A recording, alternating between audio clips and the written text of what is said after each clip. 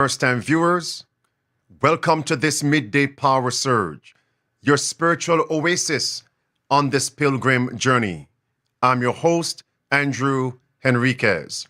Welcome one, welcome all to this midday power surge. Before I begin, I want to say this.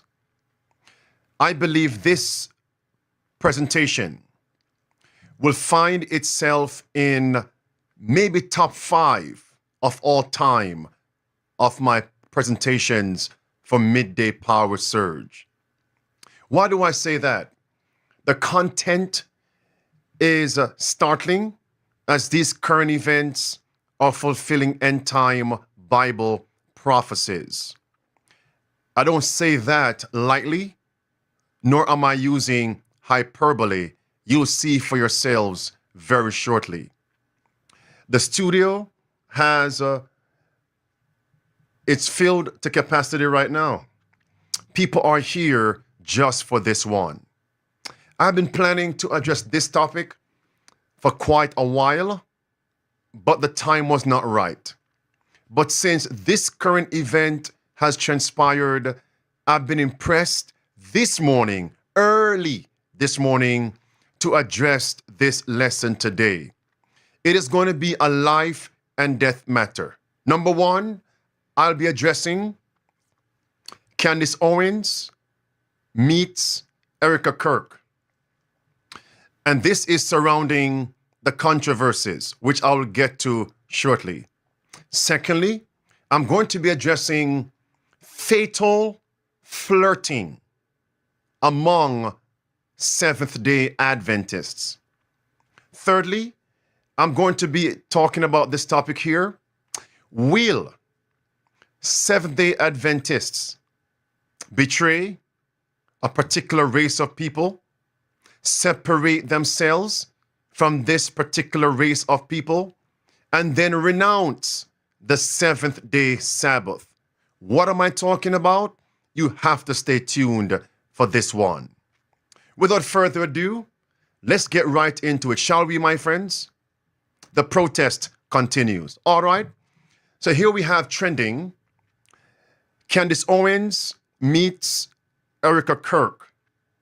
They had a private conversation, and this is regarding the conspiracies and the conspiracy theories surrounding the assassination of Charlie Kirk. The very day of that private conversation, Candace Owens posted these shorts. Watch carefully. 4.5 hours later, I'm alive. I'm totally fine, and I'm sorry.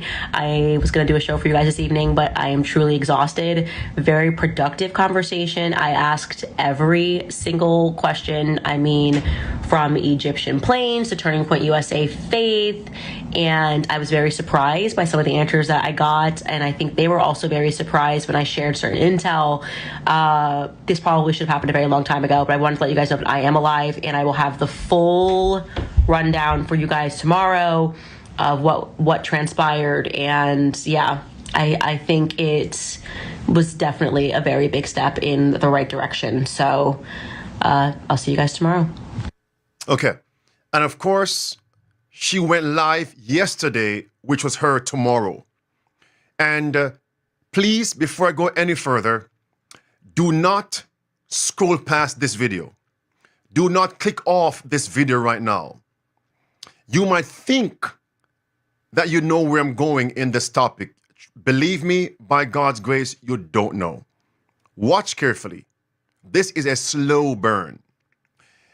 When Candace Owens went live yesterday, I actually perused that lesson that she presented. I'm simply going to focus on one point. And here it is. Candace Owens made mention of the first issue that launched this public back and forth controversy between her and Erika Kirk.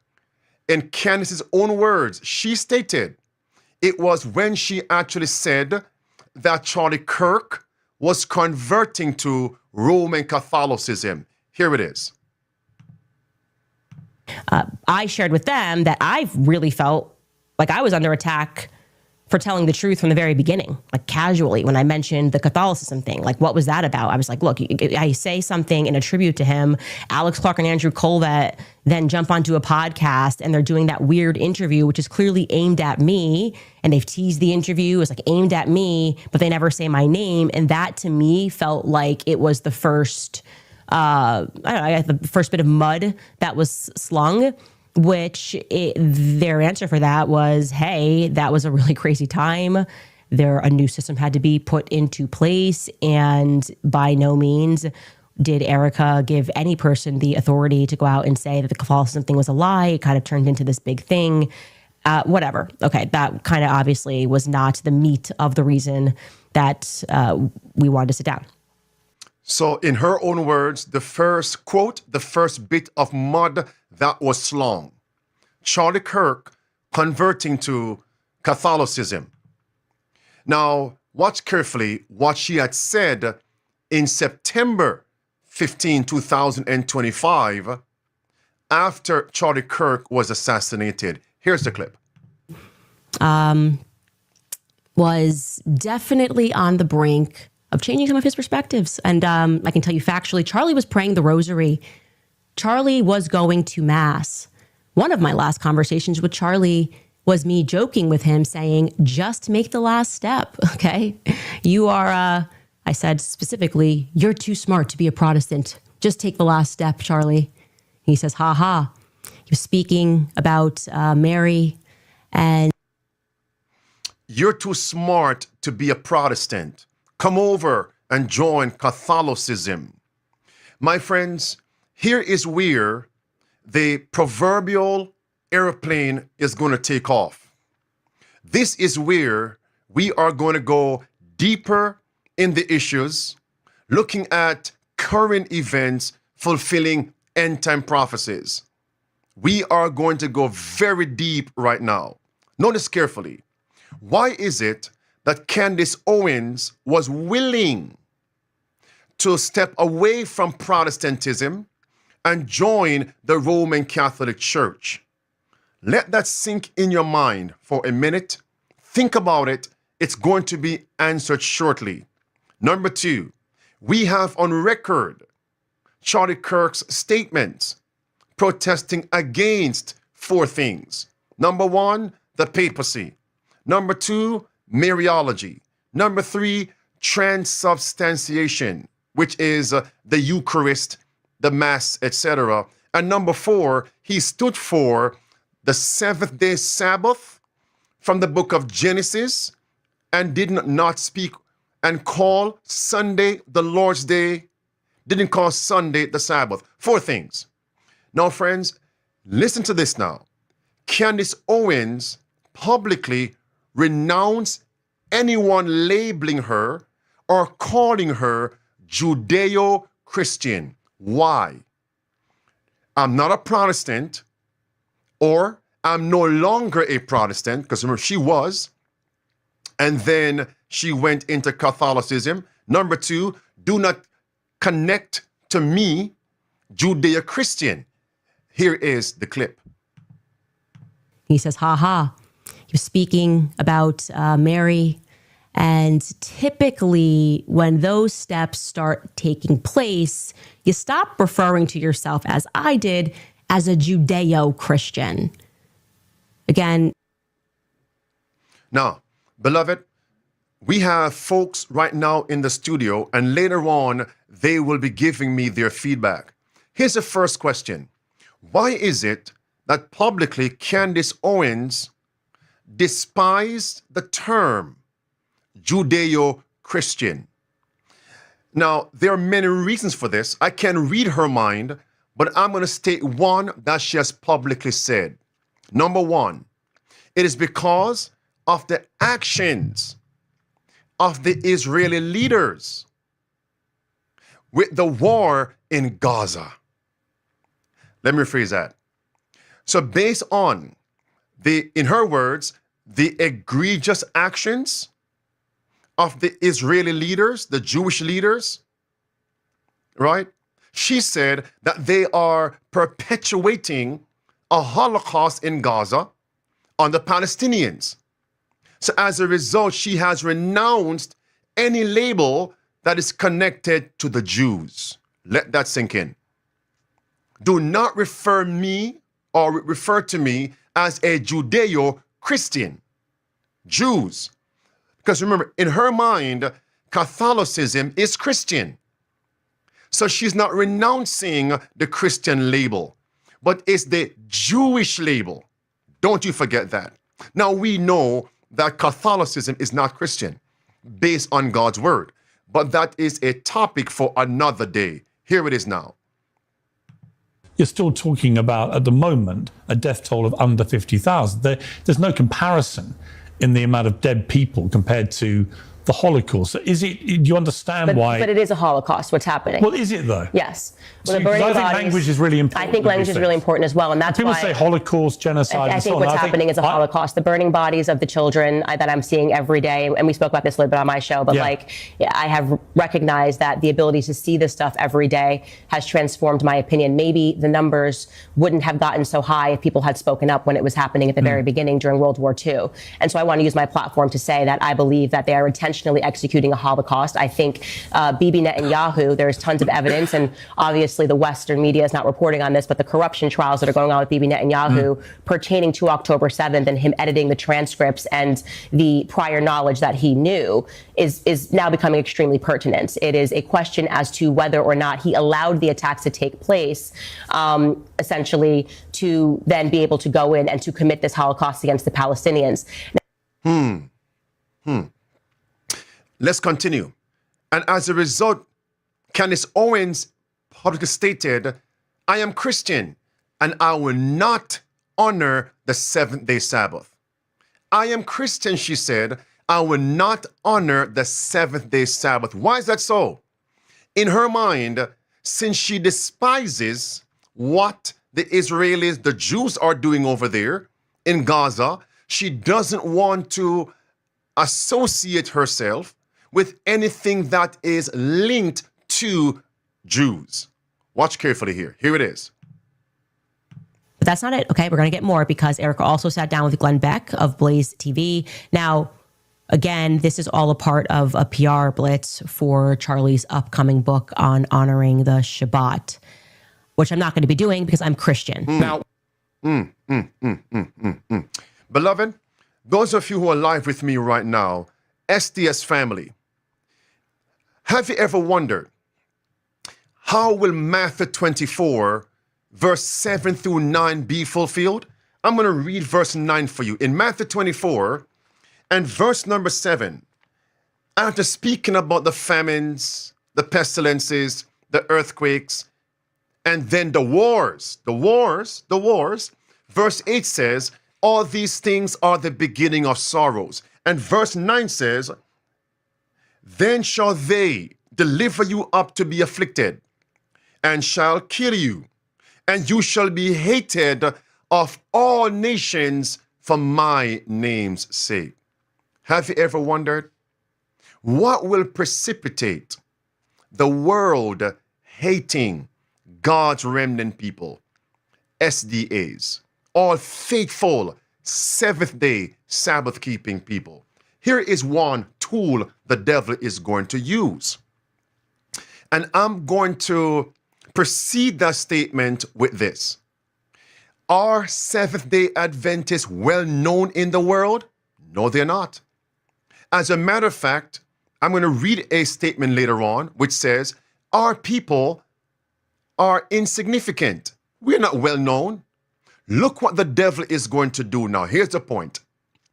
If Satan can stir up the Israelis, the Jewish people, to create various atrocities in the world, and then get the world to despise them, to hate them, and to hate what they stand for, to hate their religion, to hate their day of worship, then next, Satan now can take that same group of people and turn them against Seventh-day Adventists.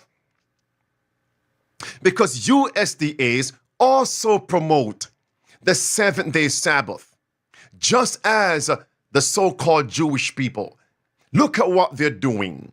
We despise them, and it must be based on their religion. Hold on. We despise them, and it must be based on their religion. And since you SDAs uphold the same day of worship, we are also going to despise you as well. And you could see how what is happening in Gaza and how the world is responding to it. How Seventh-day Adventists are going to be implicated, directly, indirectly, will be despised, and are going to be hated.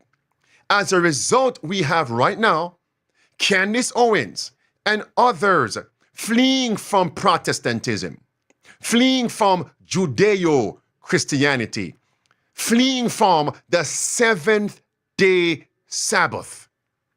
Watch carefully. In volume 5, page 546, this is a statement I just referenced. Our people have been regarded as too insignificant to be worthy of notice, but a change will come.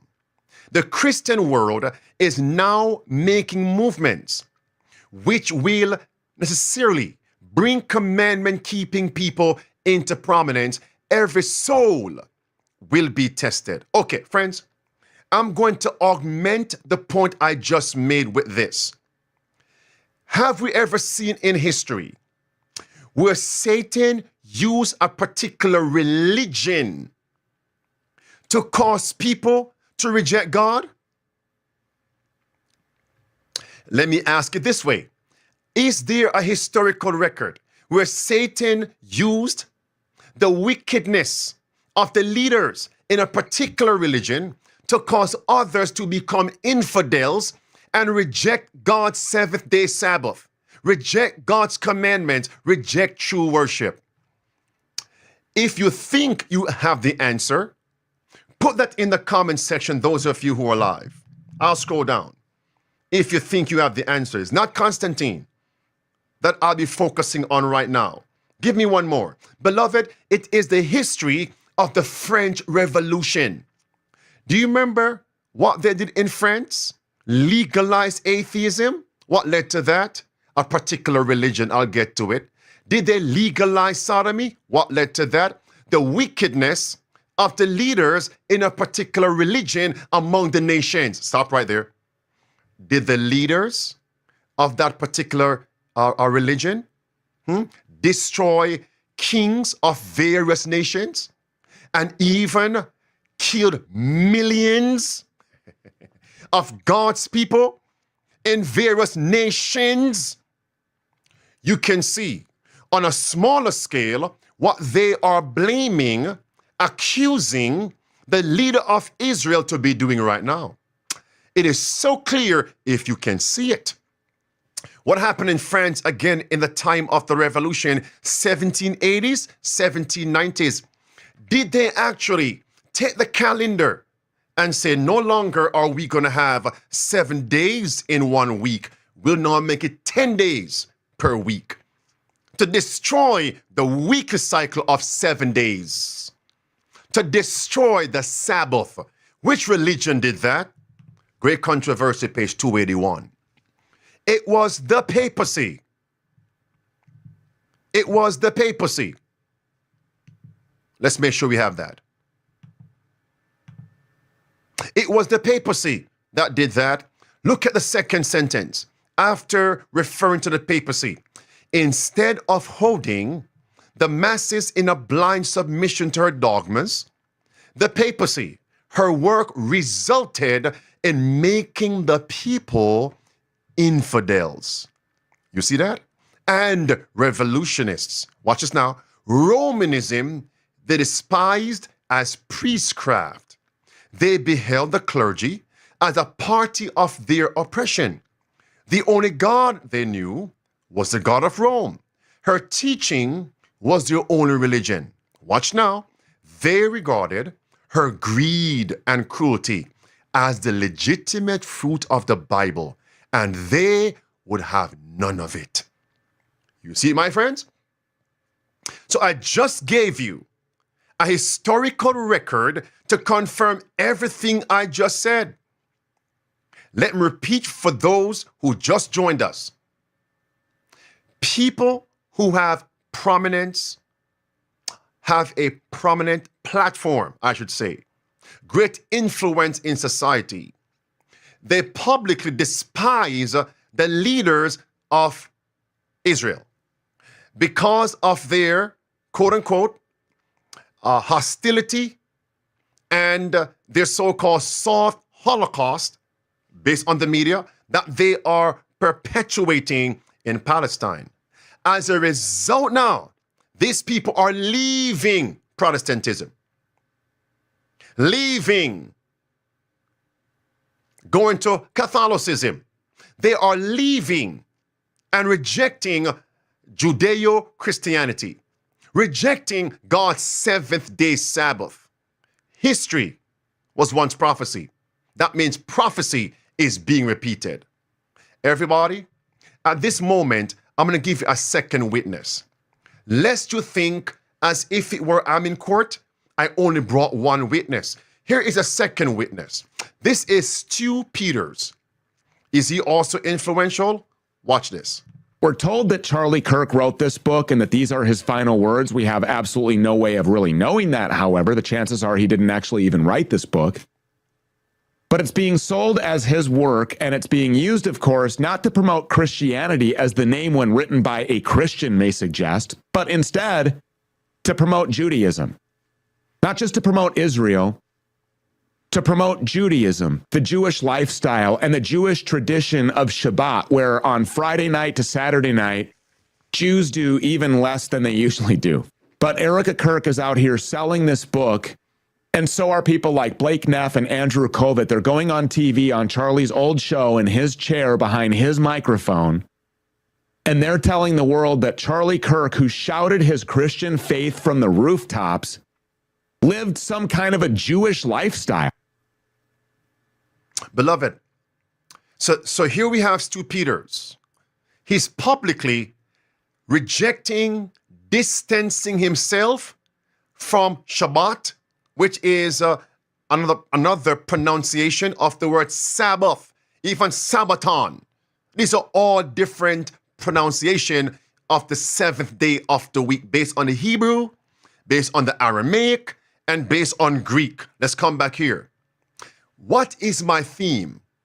Those who reject the wickedness of the leaders in Israel and what they're doing in Gaza based on media reports. That's my qualification, based on media reports. Now in retaliation, now in response, now their reaction is to reject anything and everything that is associated with the Jewish religion.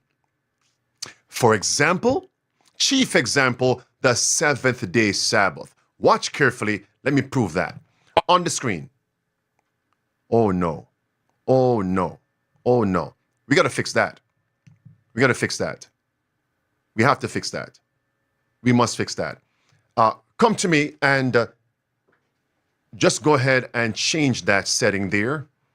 And that video on the right one, turn the audio on. Put it on, scroll down to where it says none. Yes. Play it first before you do that. Why should we allow? Good. Let's go big. I rebuke you. Why should we allow in the name of Jesus Christ, Satan? One more time. Thank you, preachers. No wonder you all came in the studio today. I rebuke you in the name of Jesus. Here it is. Stu Peters. We're told that why should we allow ourselves to continue day in and day out to be sold off to a people who are committing a genocide on live TV? People who have been murdering children at a rate of more than 1 per hour since Israel's war in Gaza began. Americans are Christians. Americans are a good, morally upright people who will stand for what's right. And what's right is cutting off all support for Israel immediately and then just let nature take its course. Why should we allow ourselves to continue? So that's clear. Now, my friends, take a look at this Pew Research. Here's my third witness. This is Pew Research Platform, Pew Research Center, prominent, and it is acceptable that what they say is gospel. Hear what they say here. How Americans view the Israel-Hamas conflict 2 years into the war. And if you scroll down, it says 60% of the people now hold an unfavorable opinion of the Israeli government. 60%. So once they reject what Israel is doing, the wickedness based on the media, now the people are now rejecting everything that is associated with the Jews.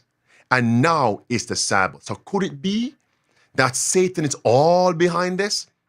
Let's get the world, first of all, let's inspire, impress the minds of the leaders to create barbarism on other people. The world will not hate them.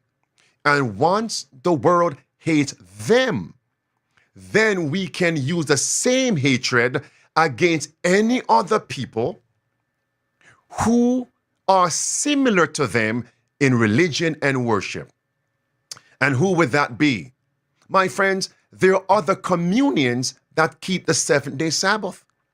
But which group, which denomination does the devil hate above all the others? It's the remnant. Revelation 12 verse 17. And the dragon was wroth with the woman and went to make war with the remnant of her seed, which keep the commandments of God and have the testimony of Jesus. This is one of the ways how Satan will turn the whole world against the SDA people. With that in mind, understand right now, as they despise the Jews, they are now despising the seventh-day Sabbath. To make the transition, notice now, in an earlier clip, how the Holocaust was mentioned. The Holocaust was mentioned. Watch this again. You're still talking about, at the moment, a death toll of under 50,000. There's no comparison in the amount of dead people compared to the Holocaust. So do you understand why? But it is a Holocaust, what's happening. Well, is it though? Yes. So, I think language is really important. I think language is really important as well, and that's people why say Holocaust, genocide, I think what's happening is a Holocaust. The burning bodies of the children that I'm seeing every day, and we spoke about this a little bit on my show, but I have recognized that the ability to see this stuff every day has transformed my opinion. Maybe the numbers wouldn't have gotten so high if people had spoken up when it was happening at the very beginning during World War II.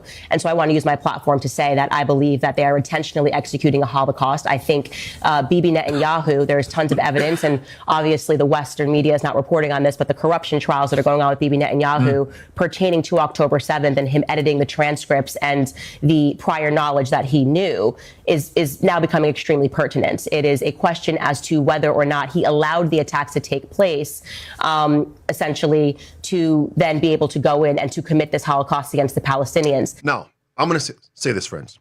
Here is where I'm going to transition and now address everything we have spoken about to Seventh-day Adventists. Let's talk about the Holocaust, shall we? Let's talk about the Nazis. Let's talk about what happened during World War II and leading up to it. Let's talk about Seventh-day Adventists on record publicly supporting Hitler. Let's talk about how Seventh-day Adventists betrayed Jewish-born Seventh-day Adventists, born into the Jewish race, and became a baptized Seventh-day Adventist.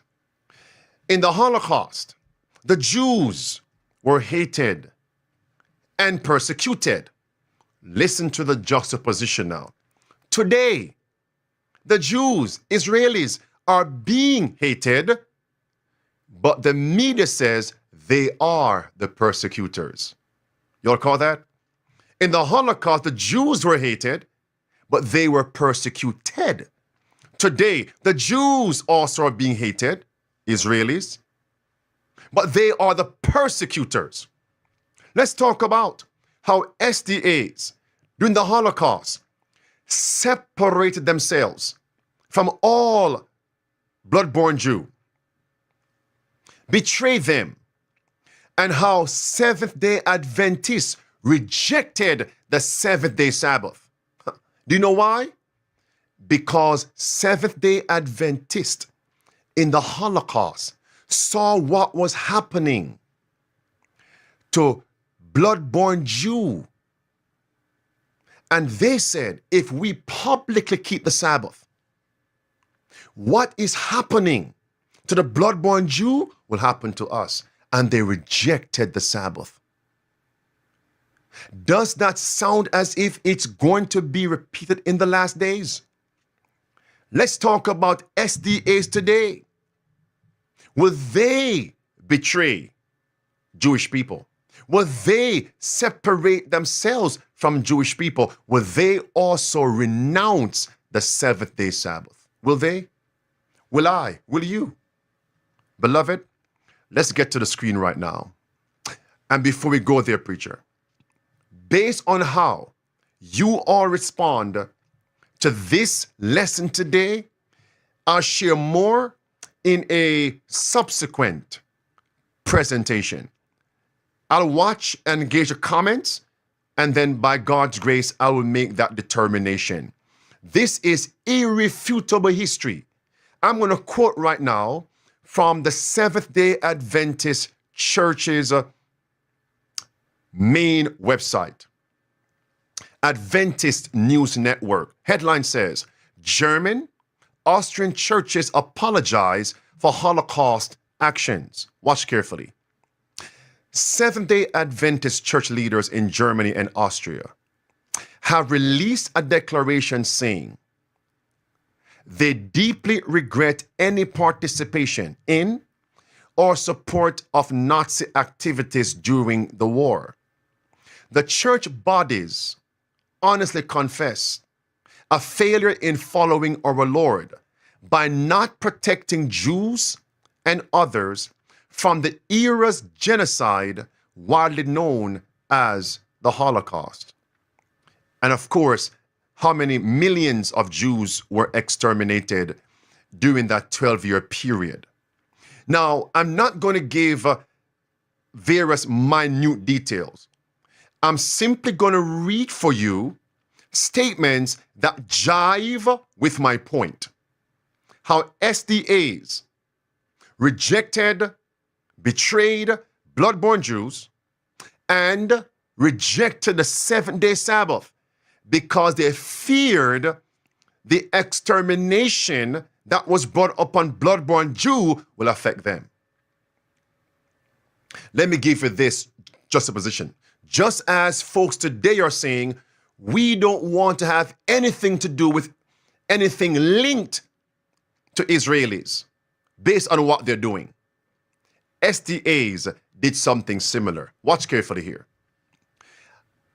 A paramount regret, the statement indicated, was that German and Austrian Adventist congregations excluded, separated, and left church members who were of Jewish origin to themselves, so that they were delivered to imprisonment, exile, or death. Under various racial decrees, some Adventist congregations expelled members of Jewish heritage. The main Seventh-day Adventist church in Germany was also banned under the Nazis. However, a quick reversal by the regime led to relief among Adventists, but also a level of cooperation with the government that was unhealthy. I think our leaders were afraid to lose the official recognition of our church. So what caused them to betray blood-born Jew? In the flesh, of course. What caused them to renounce the seventh-day Sabbath? Lord have mercy. To make sure the structure the organization, headquarters in Germany, in Austria, in the old world, remain intact to make sure they had government approval to exist. At the same time, rejecting their brothers and sisters, allowing them to be exterminated, and also turning their backs against God, God's truth, and the seventh-day Sabbath. Let's continue here. We went several steps further and published things that really were anti-Semitic. We went out of our way to show our loyalty to the German National Socialist era government. That was the reason why we excluded and disfellowshipped Jewish-born Adventists from our midst. If a local church had not done this, the Nazis would have closed the church, Lord have mercy, taken the elder to prison, and it would have meant the whole church would be forbidden. Again, based on how you all respond to this, I'll give you more later on. Let's continue. We renamed Sabbath school to Bible school. Stop right there, preacher. We renamed, Sabbath school here at Safe to Serve 10 a.m. to 11 a.m. Some local churches 9:30 to 10:30. We renamed Sabbath school to Bible school. We did not use the original term because it meant taking a risk. We were in danger of being confused with the Jews. Do you see why this is relevant right now to us? Since Charlie Kirk's assassination? The Jewish Sabbath. You see it now? They aren't saying the Bible Sabbath. They aren't saying God's Sabbath. They aren't calling it the biblical Sabbath. They aren't calling it the Christian Sabbath. They say the seventh day of the week, commonly called Saturday, is the Jewish Sabbath. See now? In the Holocaust time period, Seventh-day Adventists distanced themselves from the Sabbath. They did not want to have anything in common with blood-born Jews. Stop right there. Could this be one of the reasons why, as a movement SDA, many of our local SDA churches have removed this name from their church building, from their bulletins, from their flyers, Seventh Day, and simply say we are an Adventist church? Some folks don't even use Adventist. We are Atlanta Church. What now? What now? Ascension Church. You get the point. We were in danger of being confused with the Jews. By refusing to call it Sabbath school, you make a statement.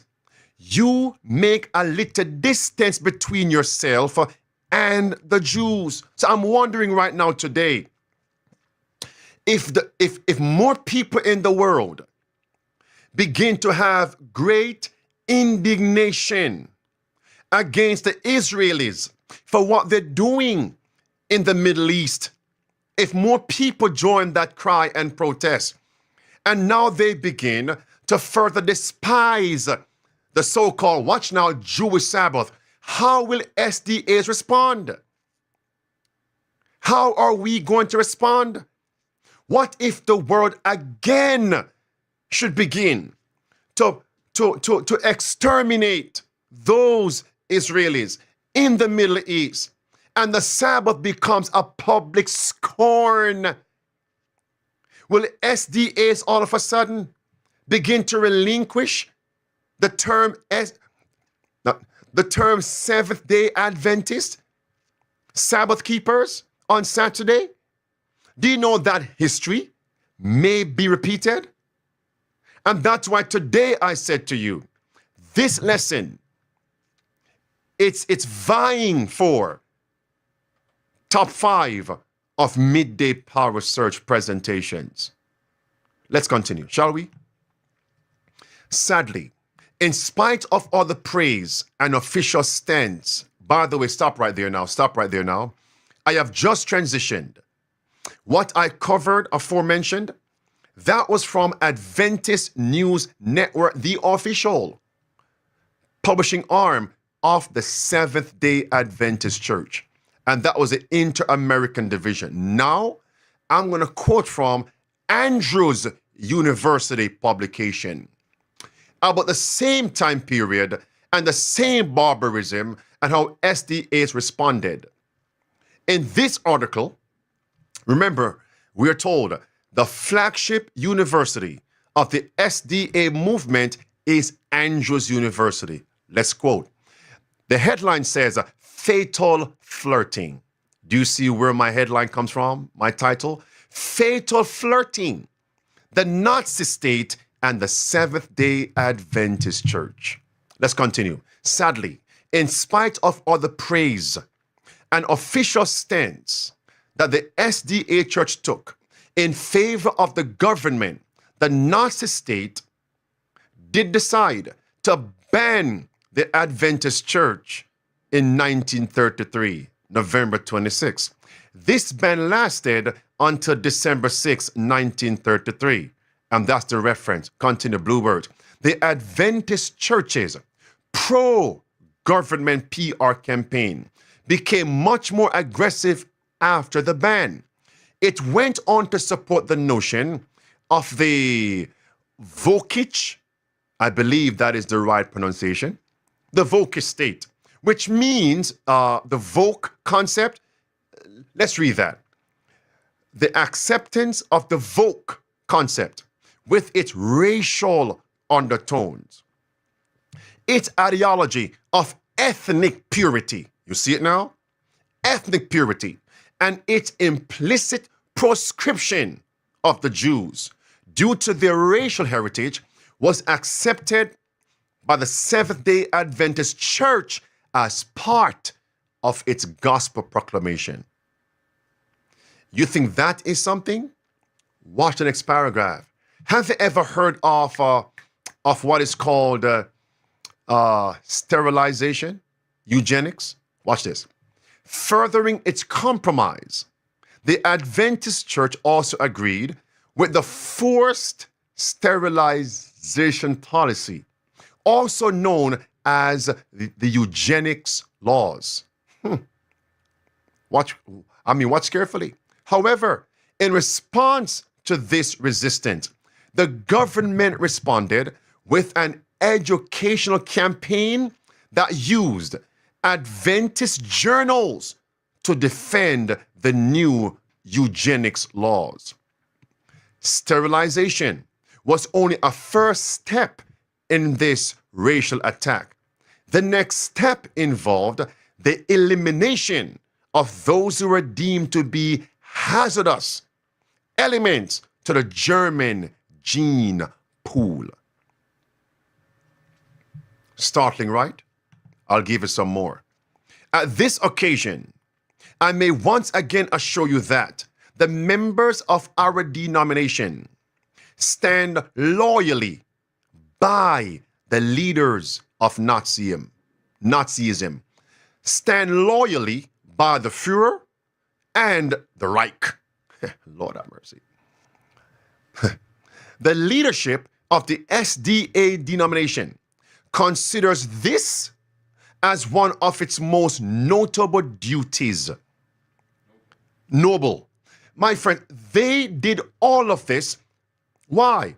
To escape persecution, betrayed the blood-born Jews, rejected God's 10 commandments, the gospel, the 7-day Sabbath, to preserve government connection, fatal flirting. These demonstrations of loyalty, however, did not satisfy the Nazi state. And its pressure grew even greater on the church, especially in the issue of Sabbath keeping. Do you see it now? The church appealed to its long championed principle of religious freedom to no avail. In the Rhineland, members were pressured to work on Sabbath. As a result, the leadership of the Adventist Church recommended that their members should submit to the authorities and not bring any problems among themselves or the church. You saw it right. It was repeated during the pestilence 19 pandemic, the very same principles. That means the SDA leaders did not learn the lesson. So since this wicked history has been repeated, the question is, will it be repeated again in these last days? Work on the Sabbath. Do you see what's dangerous to take any step towards church and state union? Because the state will require more and more from you to violate God's principles and then to violate, desecrate the seventh-day Sabbath. No wonder Sister White wrote in Volume 5, page 103, no man can tell how far he will go in sin when once he has yielded, his mind, his heart to the power of the great deceiver. You will never know how far you will go to damnation by taking one step in that direction. Give up the Sabbath to make sure that your organization receive benefits and permission to operate. That's why I have said the SDA organization cannot go through as it is when the mark of the beast is enforced. Because if it bows the knee to the state, God rejects it, the organized body, the system of it. And if it does not bow to the system, the state will decimate it. Continue here. This is Elder Jan Markuson. Look what happened in the former Soviet Union. 2 clips, and then my point is going to be reiterated. And what happened was some faithful Adventists in the General Conference came across a file, a hidden file apparently, in the General Conference. And it was a file of correspondence that had gone on between people in the Soviet sector, the Eurasian division, and the General Conference. And I'd like to put this on camera if we could. Sure. This is a letter. It'll be on your left-hand page. It is a letter by Vice President Jan Paulson, or excuse me, to Jan Paulson from Alf Loney. And it is a letter on General Conference stationery. And the answering letter, by the way, that answers it is over on the right-hand page. It's from Jan Paulson back to Alf Loney. And this is dated 1982. And I would, with your permission, I'd like to read something because it's a letter about Michael Kulikov. Sure. This is December of 82, and the other one's January of 83. Okay, so you can see that one is an answer to the other. Yes. Okay. Dear Jan, I know that you are aware that the question of children attending school on Sabbath is the problem in the USSR, and that it is this matter which more than anything else causes separation among the brethren. Already. Okay, let's roll the last of this clip. Is this matter which more than anything else causes separation among the brethren. All registered pastors must send their children to school on Sabbath. Wait a minute now. That's too powerful. We got to comprehend that a minute here.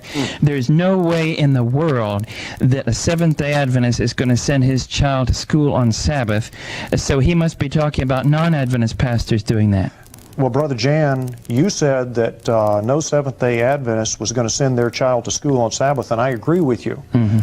Now, did the registered pastors agree to send children to school on Sabbath? That's what it says. With that in mind, I simply did a research. Look at what I uncovered. You remember, those two clips you just watched showed how we responded in the Soviet Union. On the screen, this is the Holocaust in the Soviet Union. Top left of the screen, Illinois, the state of Illinois, Holocaust Museum and Education Center. What happened there, friends? It's clear that in the Soviet Union, the powers that be also extinguished and exterminated blood-borne Jew.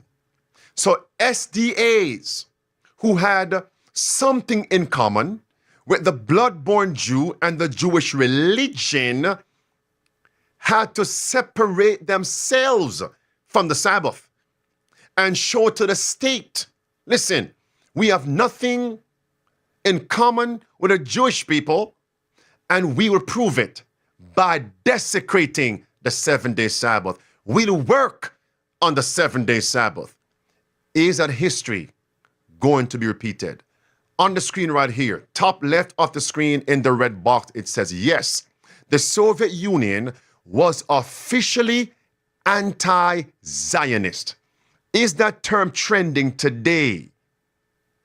And unofficially anti-Semitic, especially under Stalin, using quote-unquote cosmopolitanism and quote-unquote Zionism as euphemisms to suppress Jewish culture, suppress religion, suppress Jewish political influence, limiting religious practice, restricting immigration, and targeting intellectuals, though it also condemned Nazi-style racism. And it goes on, my friends. In World War II, they focused intensely on perceived Jewish disloyalty and cultural separatism, viewing Zionism as a threat. Is that trending right now, my friends? It is trending. And that's why pastors, elders in the SDA conference and in the lines of independent ministries that don't focus correctly on current events fulfilling end-time prophecies will cause their followers, their constituents, their members, their family, their relatives to be found unprepared in the last days. Let's get back to the article from Andrews University. It says, as the state regulations against religion increase year after year, the church obeyed them closely in order to avoid a second banishment at the hands of the regime. In a letter to the General Conference president, the leaders over there in Germany, watch carefully, expressed this sentiment of self-defense by rationalizing that they had followed church policy. They had maintained the structure of the church. Stop right there. So what was the defense for the fatal flirting? We preserved the organization in this territory. Continue. After the red words. And also their defense was that they had to adapt to living the commandments according to the times they lived in. You see, my friends, times changed, but God's word didn't change. Times are changing, but God's words stand forever. Malachi 3:6. I, the Lord thy God, I change not. Psalmist says, forever thy word is settled in heaven. And many more scriptures. Let's continue here, because I want you to give your feedback. But before I do that, let me say this. Do you know something else is trending? And that is the Council of Nicaea. Emperor Constantine's time period is also trending right now. Leaders of various religions, Catholics, Orthodox, Protestants, are saying Trump is our Constantine. Jonathan Berry, Kevin Roberts are on record stating, we want a Sunday law in America as in the days of Constantine. Well, since Constantine's era is now trending, what happened in the Constantine's era must be repeated in America. Look what happened in the time of Constantine. It says, Constantine enacted a Sunday law. I won't read that. You can pause the video and read that. Next paragraph, last sentence. The pagan festival came finally to be honored as a divine institution, while the Bible Sabbath was pronounced as a relic of Judaism, the Jewish Sabbath, and its observers were declared to be accursed. Look carefully now. This is Constantine's era. Anybody who accepted the Jewish Sabbath were put to death. That's not all. Next paragraph. First sentence. We ought, therefore, to have nothing in common with the Jews. Do you see it now? Reject Judaism. Have nothing in common with the Jews. And as a result, in Constantine time, they enforced and exalted Sunday worship by law. I wonder how a change will come in America.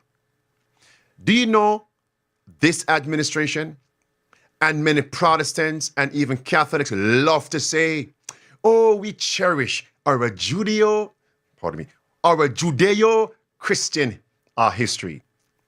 Oh, we love Judeo-Christian tradition in America. That is repeated, not infrequently, but ad nauseum in America's politics and from pulpits, from Maine to Florida, from Florida to Texas, Texas to California, California to Washington State. We uphold and cherish and magnify our Judeo-Christian heritage. You watch. The devil is going to rile up the Israelis to commit great abominations in the land. You watch how quickly the grassroots, the masses, condemn everything Israel, everything Jewish. You see how quick they drop Judeo and just say Christian. And on this point, from this perspective, exalt Sunday worship by law and give no toleration for the 7-day Sabbath. Here's why. Because it's already on record that Seventh-day Adventists who refuse to honor Sunday, who refuse to renounce the 7-day Sabbath, one, they are a cult, and two, by doing that, not holding on to Sunday and renouncing the 7-day Sabbath, they are destroying America. It's right here. The Washington Post. It's all connected now. It's all connected. What's your feedback, friends? First of all, before I go to the phone lines, any feedback here? Friends, remember Peter. Let's come back to the closing scenes of Christ's earthly ministry. Why did Peter deny Christ 3 times and almost lose his salvation? Because he saw the death penalty that was about to be executed on Jesus. a public assassination, a public execution. And he saw, if I were to publicly hold fast, acknowledge Jesus, what he taught, what he stood for, his fate will be my fate. He denied Christ 3 times. What happened in the Holocaust by SDAs? You see it? Do you see it? Number 2, at the first advent of Jesus, did the Jewish people despise Jesus? Were they anti-Jesus? Why? Number 1, were they against the way how Jesus said the Sabbath should be kept? Jesus wasn't anti the 7th day of the week. He was against the way how the leaders had added to his word to cause people to reject the 7-day Sabbath. He came to put the biblical Sabbath in the right framework. He never promoted Sunday worship. He never promoted the first day of the week. He never. And that's why yesterday I challenged Candace Owens, Erika Kirk, Jonathan Berry, Kevin Roberts, President Trump, J.D. Vance, the Vice President, Kevin Roberts, Russ Vought, Steve Bannon, Stephen Wolfe, and all the Paula White, and all the others. Prove from the Bible the first day of the week is God's Sabbath. From the Bible that the first day of the week is called the Lord's Day. It's not. Change before it is too late. Come back to my point. Back to my point. What happened to Jesus? How they viewed him. Look, he is not keeping the Sabbath the way how we want. Kill him so we can preserve our nation. John chapter 11, verse 47 through verse 53. It's better for one man to die than the whole nation perish. What did SDA do in the Holocaust? First Advent, Holocaust, what will happen in the last days? Secondly, did the SDAs in the Holocaust? It's better for blood-born Jew to be exterminated than for us to lose or a flirting with the government. Come on, feedback. The SDAs in Germany, they went with the best. You know what? We are going to need some microphones in this studio right now. But anyway, let's go. They what now? So the preacher man said, in the time of the Holocaust, SDAs placed a thus saith the state above a thus saith the church. A thus saith the Lord. A thus saith the state. A thus saith the church above. A thus saith the word of God, the Bible, and the spirit of prophecy. Any more comments before I go to the phone line? Anything else? Come on. I thought that this wasn't persecution forcing obedience. It was voluntary alignment by the church because of state pressure. So it was not, it was a voluntary alignment with the church, with the state, to preserve themselves from being persecuted. And they adapted the command, they modified, altered God's law, God's commandments to the times.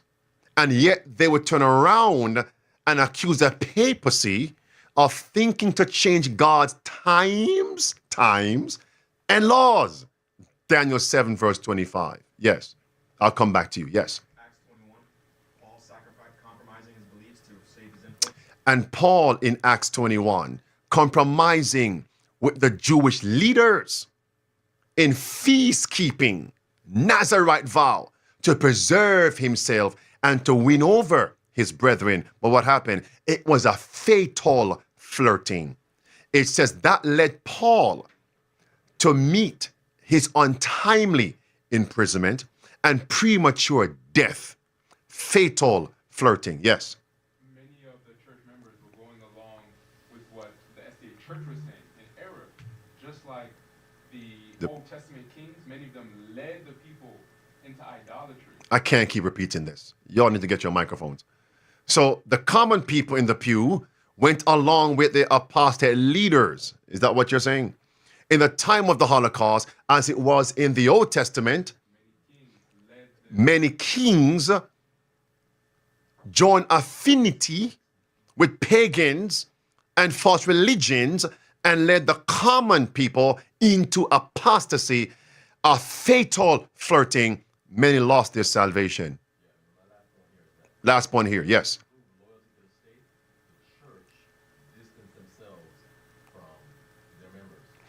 To prove loyalty to the state, Holocaust, that the people, the leaders, distance themselves from the faithful ones in the pew who were standing for God's truth. You aren't Caesar's friend if you don't go along with the agenda. You aren't Hitler's friend if you don't go along with the agenda. You aren't the donkey party's friend or the elephant party's friend in the time of the pestilence 19 pandemic. Do you have one, preacher? Yeah, and the bottom line, the people compromised by choosing safety over faithfulness. Acts 5:29. Acts 5:29. The people.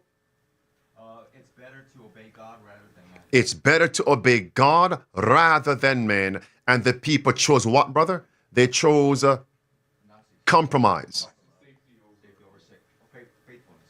Safety, preservation over faithfulness. Let me get the folks online. Next time you get some microphone, please. 689-777-5198. 689-777-5198. Call in and give us your feedback from the lesson today. Friends, the topic we're covering today.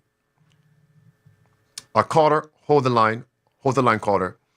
Friends, the topic we have covered today, media of the beast does not like it.